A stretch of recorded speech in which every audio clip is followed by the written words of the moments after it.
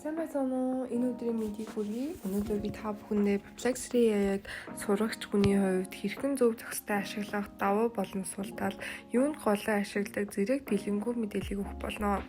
Юуны төрөнд Perplexity AI-г танилцуулъя. Perplexity AI нь голдуу research, academic reference, судалгаа хийхэд ашигладаг ба хариулах болгондоо resource link болон сүүлийн хугацаанд гаргасан мэдээлэл дагуулдаг нь хамгийн том давуу тал болж өгдөг. За юуны төрөнд Perplexity AI-тай эхлээд танилццгаая.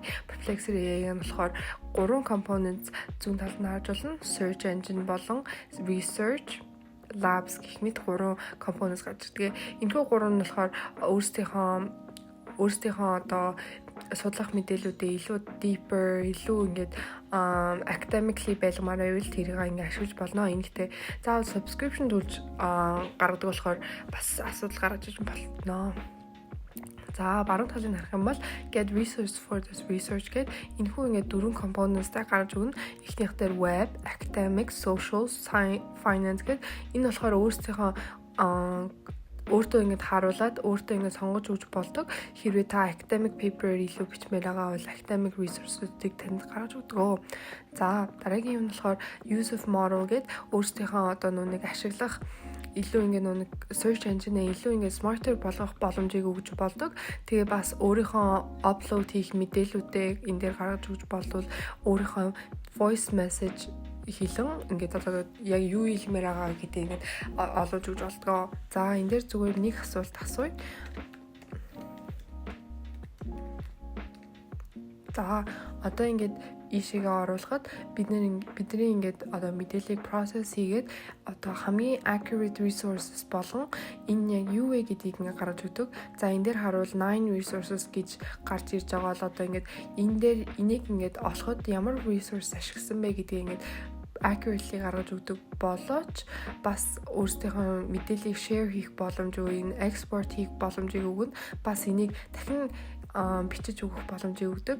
Бас хажуу талд нь харах юм бол links гэх мэт одоо авсан мэдээллүүдээ хаанасаа авч болох вэ гэдгийг харуулж өгнө. Зурган дээр нь гарах юм бол Монголын зураг гэдрийг гаргаж өгж байгаа. Энэ болохоор яг асуулттай холбоотой зургнуудыг гаргаж өгдөг. За дараагийн юм дээр харах юм бол Discover гээд өөртөө зориулсан мэдээллүүдийг олж болох боловч энэ нь болохоор бизнес ба academically илүү driven гэдгийг харж болно. Энэ дээр болохоор өөрийнхөө ингээд хүссэн мэдээллүүдээ ингээд гаргаж өгдөг. Tech, culture, finance гэх мэт ингээд components дээр даран өөрийнхөө дуртай юмыг discover хийгээд илүү мэдээллийг судалж болох тэр боломжийг Perplexity AI гаргаж өгдөг.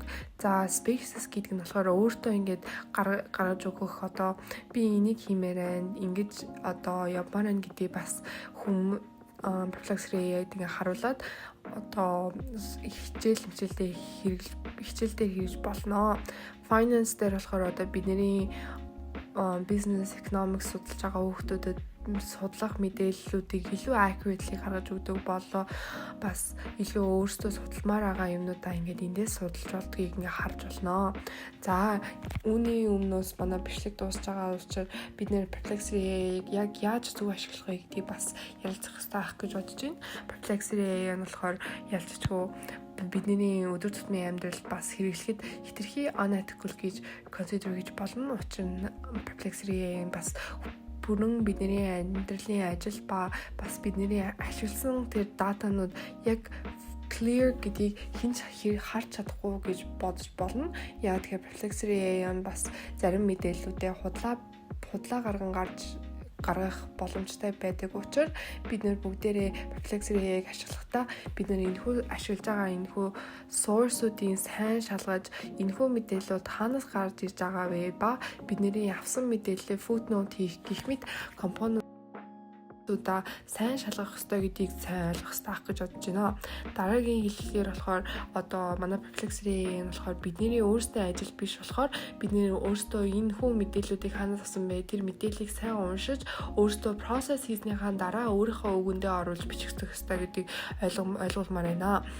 За сурагч та бүхэн Perplexity AI болон бусад AI-уудыг хэрэглэхдээ өөртөө шударга байж зүгээр ашиглахыг битгий мартаарай. Буруу ашиглаж өөрийн мэдлэгээ булаалгахын оронд болгонд ойлгоогүй хичээлээ асууж хүлний илүүлэн алхаж шинж содон зүйл сурж мэдгэд хэрэглээрэй гэж зөвлөе. Манай бичлэгийн дуслал нь үзэн та бүхэндээ баярлалаа. Баяртай.